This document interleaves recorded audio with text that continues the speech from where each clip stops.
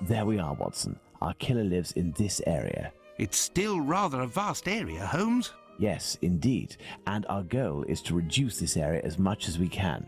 We must consider the fact that the murder at Mitre Square was committed under a certain amount of pressure, given that the killer knew he was wanted for the acts he committed not long before. We can assume that he had to do it in a safe zone, that is, an area not far from where he lives.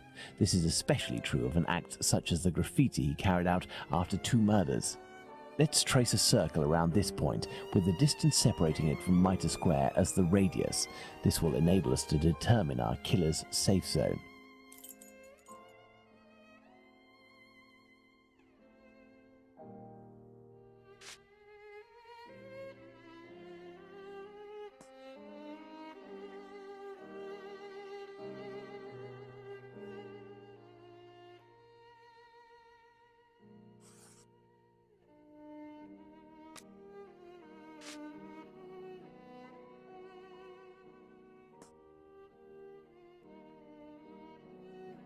Our killer must surely live inside this circle. Now, let's intersect it with the ellipsis that we previously determined.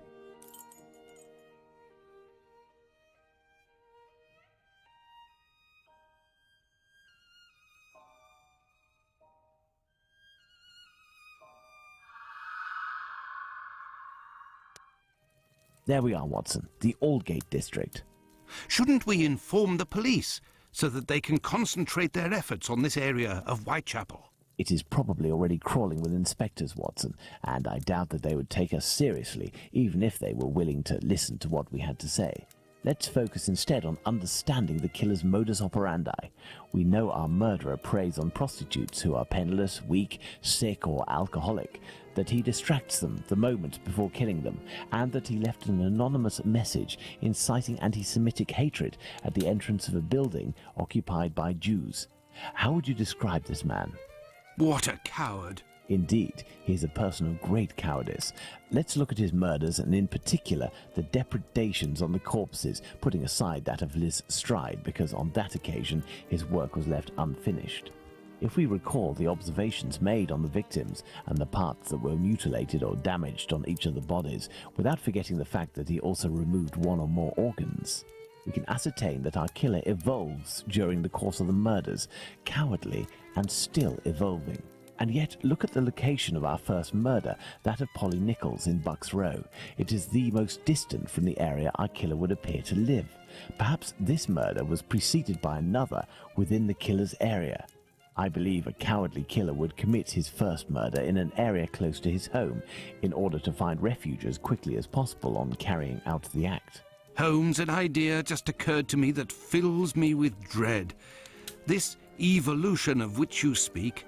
He will pursue his next victim as long as the conditions permit him to continue killing, Watson. But how could one go even further in this horror? Look at what he did to that woman, Catherine Eddowes. In order to avoid having to answer that question, we must act with haste and planning. Watson, I suggest you inform yourself on the mutilations sustained by the victims. We played with the idea that this could be an act of vengeance against prostitutes. If the mutilations correspond to areas affected by a specific pathology, perhaps the killer wanted to give an eye for an affliction he felt the prostitutes he knew were responsible for. And this trail leading to Dr. Tumblety, Holmes? I also have a few things to look into in the meantime. I still have a primary witness to track down, not to mention old trails I've yet to pursue. See you soon, Watson.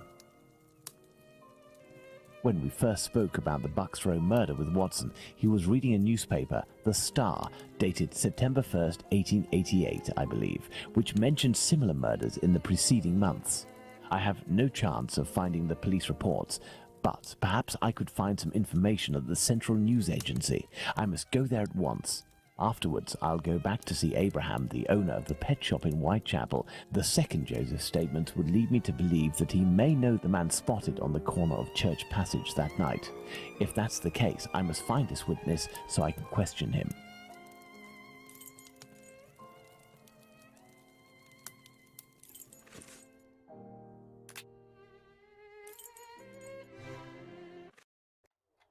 Ah, Bulling is there. It won't hurt just this once.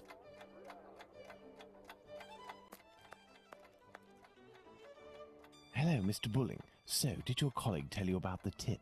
What tip? Ah, I see. I gave him an exclusive tip and he went without you? Oh, that's not very sporting on his part. No doubt he took all of the credit for his discovery. You're winding me up, eh? I'm showbulling something to make him believe me.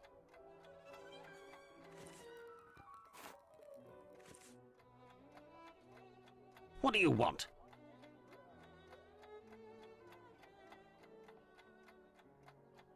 I'm not winding you up. The proof is that he gave me this advance on the debt.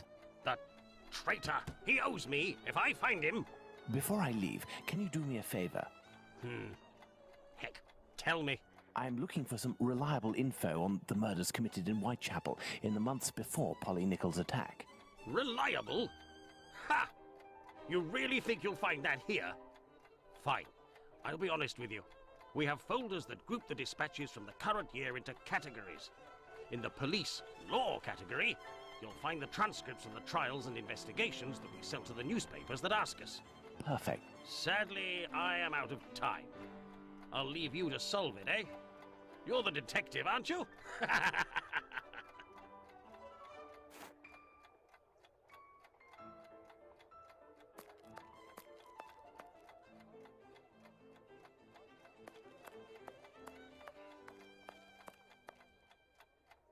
The dossiers are full of papers in dated envelopes. I can't open them. That would be too obvious. How can I tell which compartment to look in? No categories are indicated.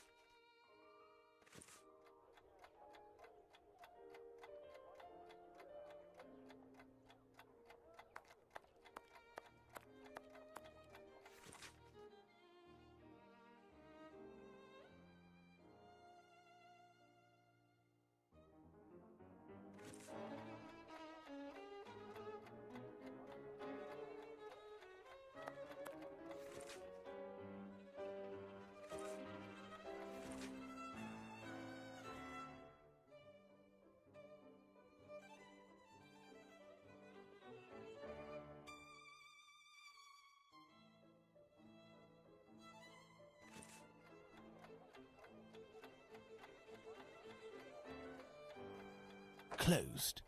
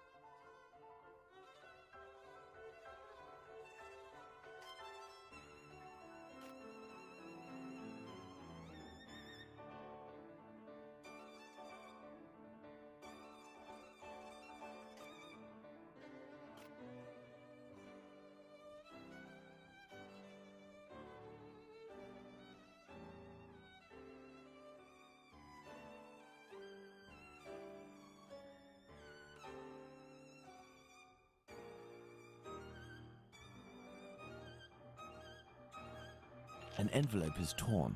I can tell that this dispatch contains economic information.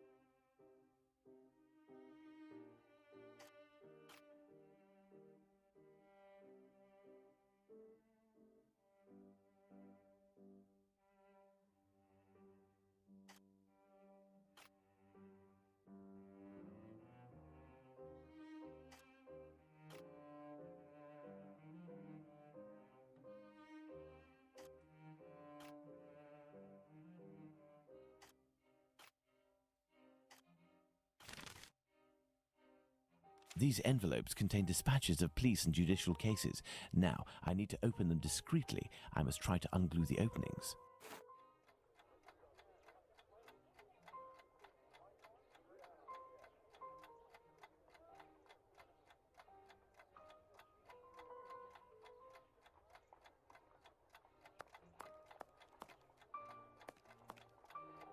Water.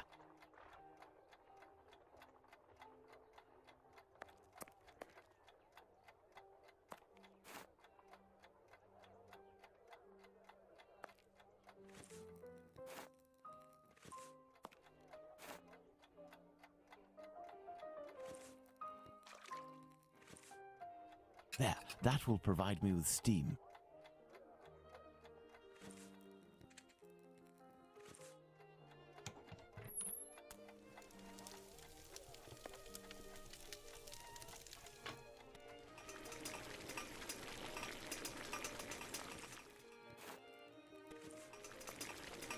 Open, and it looks like I'm in luck.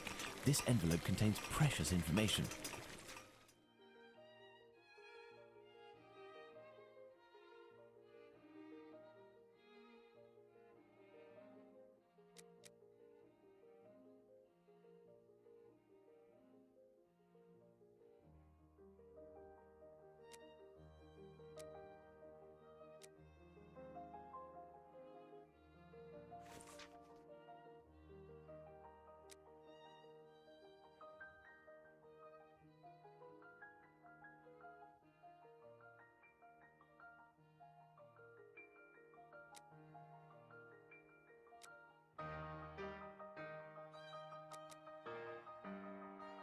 The information excludes the murder of the first woman, Miss Smith. Jack the Ripper can't be the author of that crime.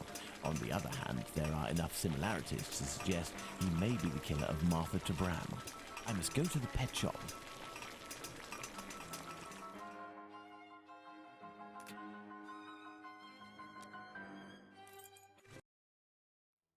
I must go to the pet shop. Closed until further notice. Abraham isn't there. No luck.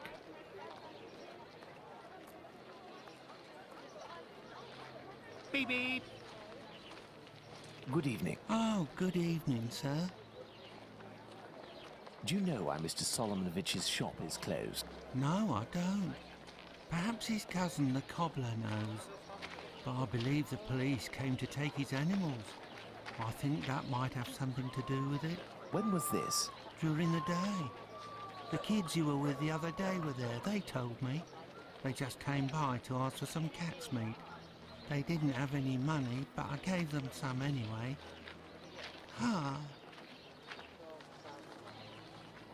Is something wrong? It's just that there was a little girl with them, the same age as mine. My little girl who went away with her mother, with the angels into the sky. Dr. Watson told me about your loss. Please accept my condolences. Would you like to talk about it? How did it happen? The illness, sir. My poor little girl was in agony, and her face and body were ravaged by the disease. Her face? Yes, she looked like a ghost. What illness was it? Dr. Gibbons tried to explain when I took my little girl to see him, but I didn't understand. I'm sure that he was trying to insinuate it was my fault.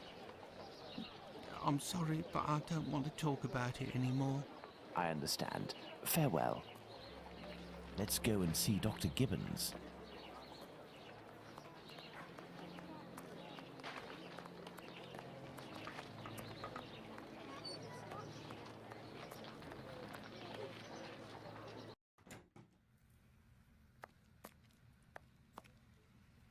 Hello, Doctor. Do you remember me? I'm Sherlock Holmes, Dr. Watson's friend. Oh, yes. Excuse the mess, but I am doing a bit of tidying. I have come to see you about a Mr. Hardyman, a cat food seller by trade who recently lost his daughter and wife. Yes, I know him. A tragic story. Actually, I was hoping you could tell me about the disease that took his daughter, a disease that would have attacked her face. Well, to keep it short, we are speaking of syphilis, Mr. Holmes. You must certainly know that it is transmitted through intimate connections and that the vast prostitute population here contributes to its inevitable progression. It destroys individuals by spreading through the body slowly. The most obvious symptoms can be found in the genitalia and on the face in the form of pustules or lesions. Sometimes this illness can destroy whole families. The father catches it from a prostitute, he transmits it to his wife, who in her turn passes it to the kids which she bears or nurses. These cases are numerous in the vicinity. Certain children, and this is the case of the little girl whom I won't name, suffer from an emaciation of the face which will, apart from predicting an imminent death, bring infamy upon the family. Emaciation of the face? Yes, what we sometimes call the pox. I will give you a photograph. One cannot be mistaken on the origin of such a face. The eyes seem to be void of lids. The nose is inexistent, as if it was cut off. And the cheeks are chiselled, as if cut with a knife. This loss of facial matter, this emaciation, is, in this area, often the gift from a father to his children. Can I keep this photograph? I should destroy it. But if it can remind you that one must sometimes think twice before giving in to physical attraction... I always seem to find myself alone in such cases. Thank you, Doctor.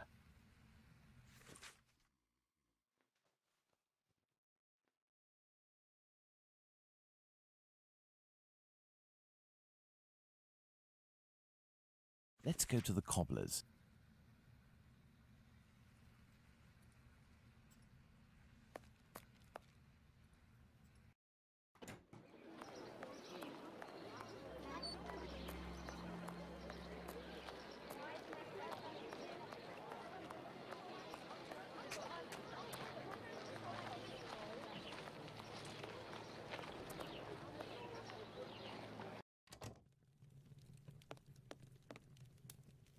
Hello, Mr. Solomonovich. Ah, Mr. Holmes, how are things with you? I heard your cousin Abraham had a problem with his shop. What happened? If I didn't know you well, I would tell you that it's Jewish business that doesn't concern anyone but the Jews. But as you have a little bit to do with it, you have the right to know what is going on. Ah, would I have something to do with it? Someone had seen Abraham telling you something and making big gestures near the Imperial Club. A vicious rumor quickly spread, and it has caused him great injustice. A slanderous denunciation attracted the authorities' attention to my cousin's shop. Abraham must be in the process of answering their questions. I did, indeed, speak with your cousin the other night. I'm shocked at the consequences of this discussion. As I was saying, it's the story of the Jews. In the face of adversity, we are united, but amongst ourselves, it's like anywhere else. As soon as our people take a dislike to someone, for right or wrong, we can be without pity and quite cruel. This is all very worrying. Your cousin knows one, or rather two, of the men who were at the Imperial Club on the night of the Mitre Square murder. One of the two, a butcher in Aldgate named Joseph, is probably withholding information of the utmost importance. I must find this man. Perhaps you can help me. But there are dozens of Jewish butchers around Aldgate, half of which must be called Joseph. And you know, Mr. Holmes, we Jews prefer to remain in the background of this murderer business, this Jack the Ripper thing. All of London is pointing their fingers at us, saying, it's a Jew who disemboweled these women. Our community is in great peril, you know. There was the business with Lipski and Leather Apron. I will see what I can do, but I don't promise anything. I'd be extremely grateful to you. Very well. We may meet again, Mr. Solomonovich. You are most welcome, Mr. Holmes. I've paced up and down Whitechapel enough. I should return to Baker Street in order to reflect on the new facts that I have discovered.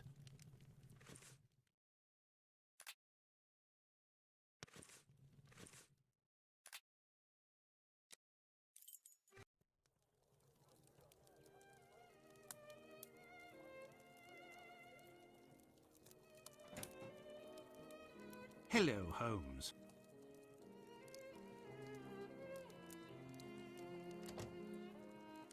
Good day, Watson.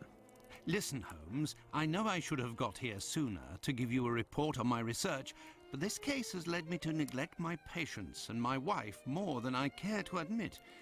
I've been able to sort things out over the last few days, and now I am ready to pursue this investigation.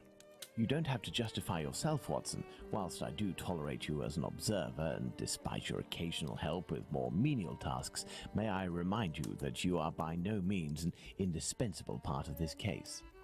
Oh, you tolerate me as an observer, do you? Oh, you're too much, Holmes. Well, Mr. Detective, despite my absence, I have been working on this case, putting my relationship on the line in the process. And I happen to have a confidential letter that only passed from one lord's hand to another. What it contains is extremely serious and concerns Dr. Tumblety and his collection of uteri. Let me see that.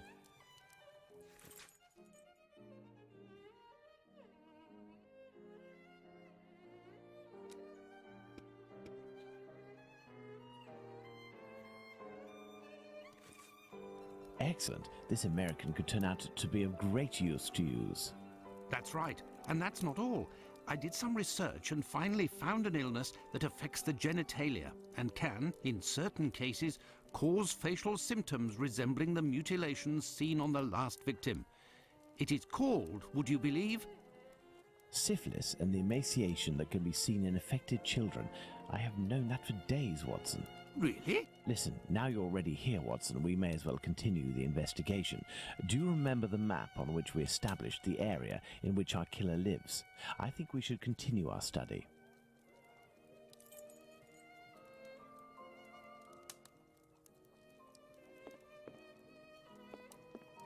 Well, I discovered the case of another murder before that of Bucks Row. It happened in George Yard. We shall put it on the map in order to see if it corresponds to our area of research.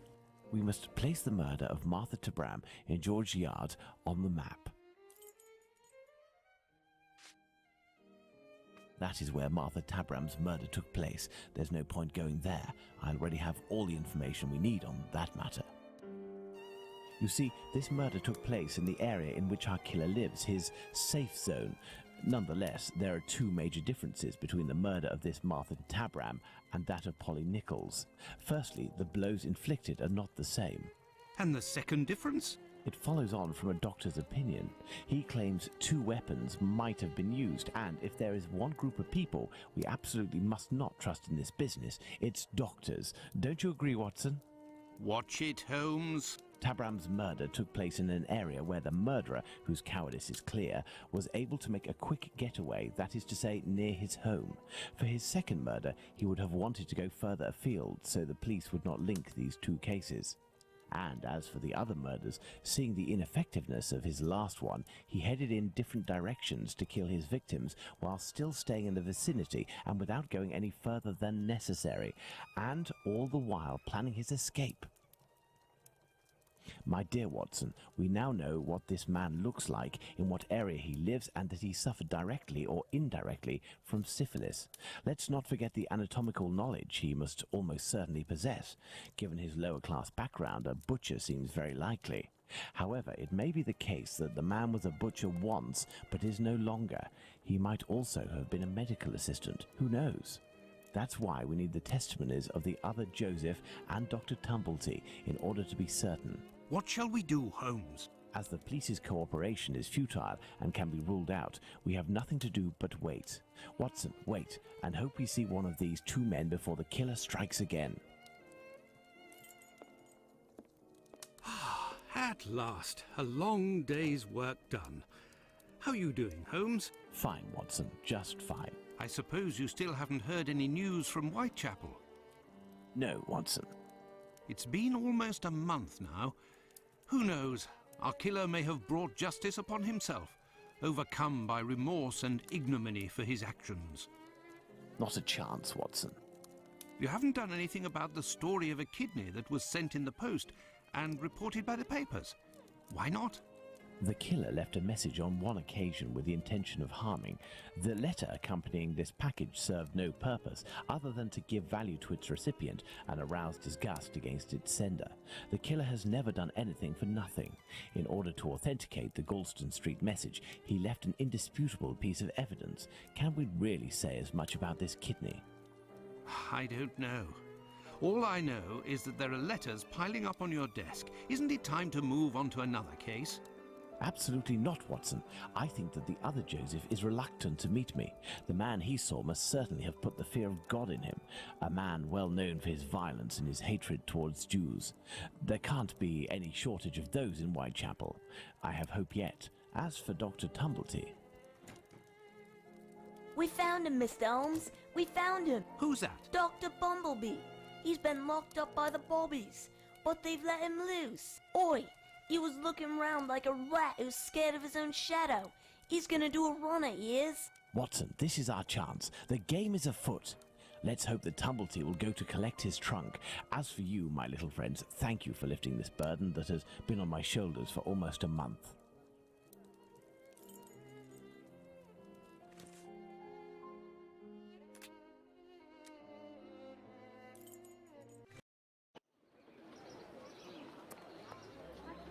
He is here. The doctor is here, up in his room.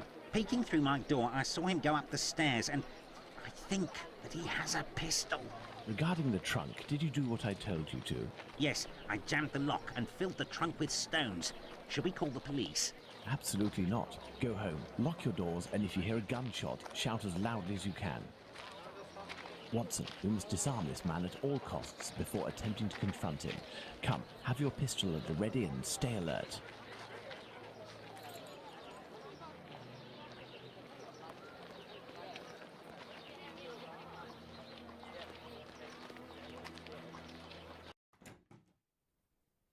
Don't move a muscle or I shoot. Who? But what is going on? Bravo, Watson. I take back everything I ever said about your less than full involvement in our investigations. Listen, Mr. Policeman. I already told everything to your colleagues at the station, so... Don't you believe it, sir. We're not with the police. We are here to talk about human organs, an area in which you seem to have a great deal of interest. What? But who are you? We are the ones holding the pistol. Listen, Tumblety, tell us everything you know and you will be spared from the noose or a bullet. Have you tried to get hold of any female genitalia from someone during these past months? So that's it. You English. Listen, as it happens, I do have a collection of female genital organs which I hold dear and never miss the chance to show my friends whatever the occasion. If you knew what I feel when my eyes meet the young men's as they contemplate with astonishment and disgust this soft and flabby skin that they worship and place at the center of all their passions. Women repulse me, gentlemen. They are one of nature's greatest mistakes. Lying, haughty, and most of all, nauseating. No, sirs. Men, mankind, we are not made to soil ourselves with such animals, and it is my task to educate my peers, like the ancient Greeks used to do, and put them on the path to masculine relationships, the only kind worthy of our intelligence. My God, this man has lost his marbles, Holmes. You haven't answered my question. Did you attempt to obtain any female organs? Indeed, but a long time ago. I was living in Liverpool at the time. A few of my specimens were starting to lose their freshness. But despite the sum proposed, the heads of the university hospitals refused to accede to my demands. The fear of what others would say, certainly. I know nothing more similar to an arrogant fowl than an English doctor. Yakety-yak, always showing off in the courtyard with their haughty airs. And as soon as... Shut it, Tumblety. So, was it you who killed all of these women? Yes or no? I regret to say that it was not. If I had really wanted a few more uteri, I would have had them brought in from the United States, where it would cost me much less than here. Or I would have shown a few gold coins in the hallways of a morgue or a hospital in London, and they would have kissed my feet to sell them to me, and not taken the least risk. But kidneys are all the latest, aren't they? I think that I could find one tomorrow for less than £1. In short, gentlemen, I do not know your killer, and I don't know why he's doing that. But if you come across him one day, please send him my friendship and my deepest respect. You've gone too far this time. Come, Watson, let's not get carried away now. Thank you for your assistance, Doctor. If I may offer some advice, you should leave England as soon as possible. Each day that you remain in this country is a risk that an intelligent man would not take. My pistol? Without that, it will be even more risky. Can we believe this man, Holmes? He can't be the murderer, and his story regarding the organs fits. But we can't afford to take the slightest risk. I will ask the Baker Street irregulars to follow him. Listen, lads, when Tumblety leaves here, follow him discreetly and come and tell me as early as possible tomorrow where he is currently residing. Understood? Understood, Captain. You are already ready, Holmes. What is going on? I have been waiting for you for at least an hour, Watson. It would appear that a new drama has unfolded. The youngsters came to give me this address, but I have some doubt as to the actual location we are going to. Let's try anyway. At worst, we may come across the Baker Street irregulars to put us in the right direction.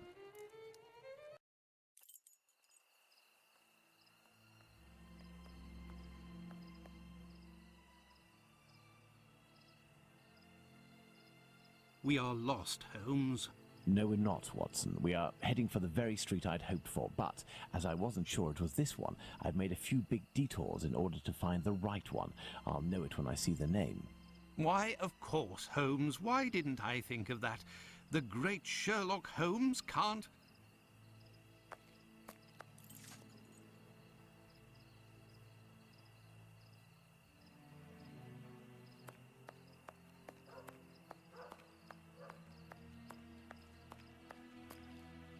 How are you, my friend? Are you not feeling well?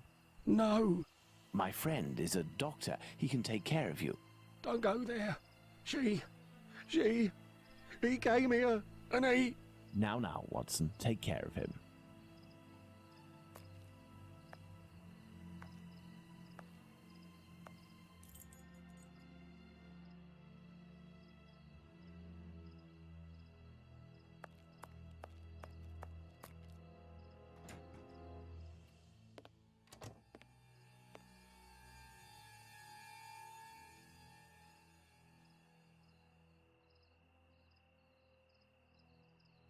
My God! What happened? Can't talk. Wait for the coppers. Are they coming? My eyes are crying. No. Go find them too, mister. I'll stay here and keep an eye out. Go! No, I must await my friend. Ah, here he is. Watson, are you there? How are you? Fine, Holmes. And you? What happened? Hello, sir. Where are we, Watson? In Whitechapel, Holmes. This must be Dorset Street. You don't seem very well. Do you need something? Indeed, Watson. Some clay, a great big piece of clay. I would ask for some wine, too, but as you know, I taste nothing but melodrama. What is over there? A trip from which you will never return, Watson. Trust me, don't go there. A trip? Behind this door? In this room? It's not strictly a door, it's more of a portal, a threshold, and what lies behind it is not the mortal realm, Watson. It is a place beyond time and space, the gift of a frantic artist who made use of his talent in order to grant us access to his world, Watson. Beyond that threshold is an abyss. Hell. The police won't take long to arrive, and the last thing I want is to waste precious time on them. Could you lead me out of this area and take me home?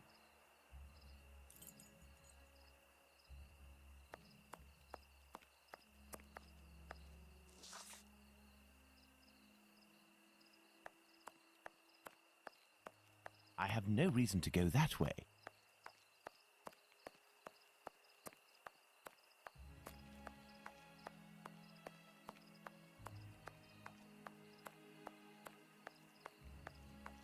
Nothing of interest here.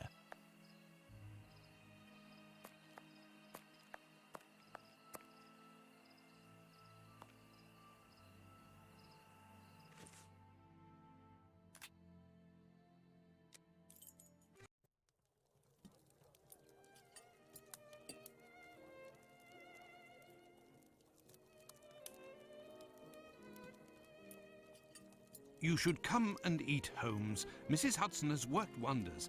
The joint has been cooked medium rare. If only you would tell me what was in the courtyard. The answer, Watson. The answer, Holmes? Yes, the answer to a question that you asked me a few weeks ago. And how the devil can the answer to a question I asked you be found in that courtyard? And what question are you referring to, Holmes? How our killer set about reaching the height of horror by taking another victim, Watson.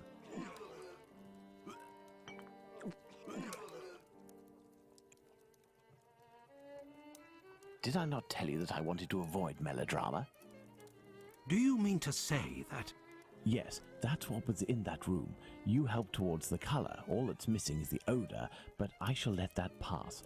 The mutilations almost all resulted in large removals of flesh. My photographic memory noted them all in great detail, the shape, size and location, and thanks to the softness of this clay and your medical knowledge, I believe we can attempt to determine what is missing from this lady. Don't you think we should wait for the medical examiner's opinion? Surely not, Watson. This massacre has gone on long enough. I can assure you that I will do everything in my power to get our hands on Jack the Ripper before this night is out. Watson, we shall reconstruct the body of this poor woman and inspect it in detail as well. Your help as a medical man will be invaluable. Holmes, I feel a bit unwell. Well, I understand. I will manage on my own. Her throat was slit just like the others. The wound is particularly deep.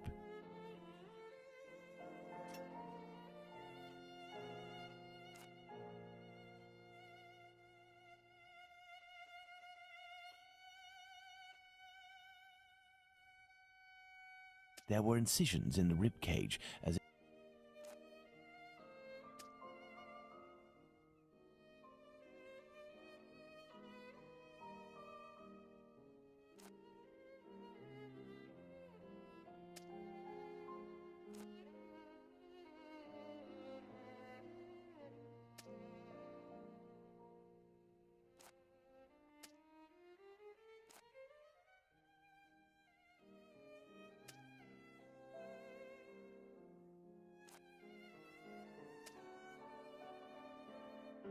the liver was neatly removed.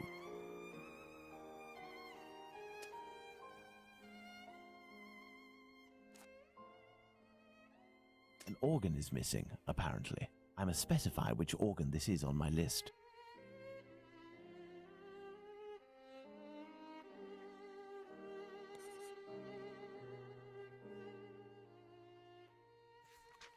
There we are, Watson. We have examined everything. The heart is the only thing missing. 2 uteri, a kidney, and now a heart.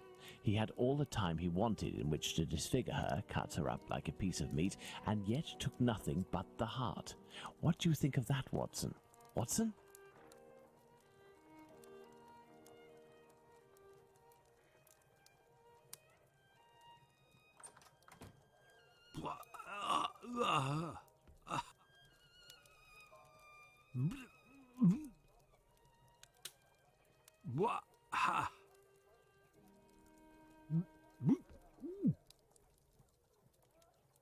Let's go to the cobbler's.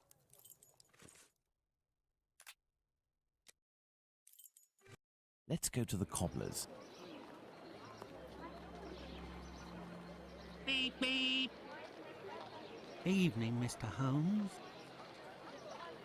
Good evening, Hardyman. Has Abraham Solomonovich still not reopened his shop? No, not that I know of. Have you heard anything about the latest murder? Certainly there is talk of nothing else. Poor girl. I hope they catch the bastard who did it. Who do you think that could be? A madman, that's for sure. Everyone in the area is pinning it on a Jew. But I don't believe that for a second. Why? Because Jews don't like blood, you see. They're not allowed to eat it, and they have to drain the meat before cooking it. It's true that they eat animals, but they are fanatical about all kinds of silly things. I don't know much about their rituals and all, but I know that a Jewish butcher can't just do whatever he pleases with his knife.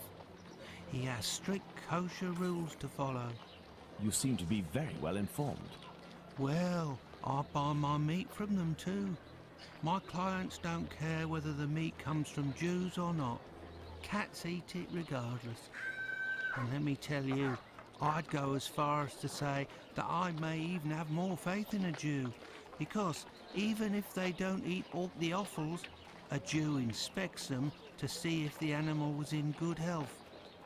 Lungs, for the most part, and as they make up most of my cat's meat, you can see the connection, right? Jews are allowed to eat offals? Oh, yes. They eat calves' kidneys, I think. How big is that? A calf's kidney? Ah, well, that depends if it's fresh or if it's been marinated in brine or cooked.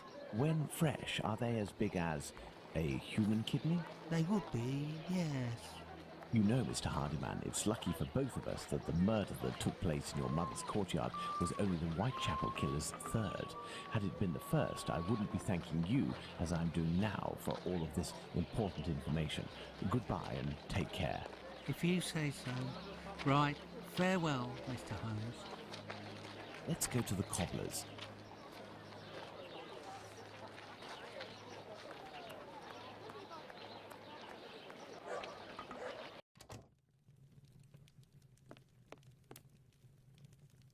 Good evening, Mr. Solomonovich. Evening, Mr. Holmes. If you've come about the business with my cousin, I hate to say...